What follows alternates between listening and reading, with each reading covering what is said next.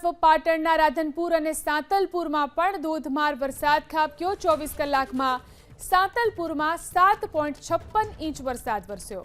સાંતલપુરના તળાવની બાજુમાં છપાણ ટેકરી વાસમાં રેસ્ક્યુ કરવામાં આવ્યું। 5 થી વધુ પરિવારોના 30 થી વધુ લોકો અહીં ફસાયેલા હતા।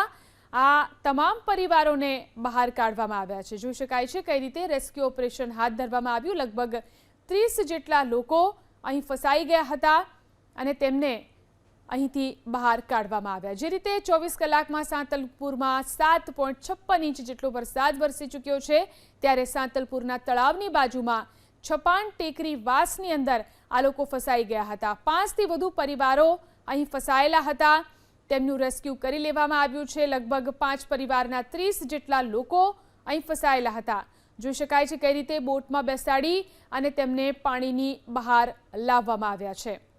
તો પાટણના સાંતલપુરમાં જે રીતે ભારે વરસાદ ખાબક્યો, સાંતલપુરના દ્રશ્યો છે।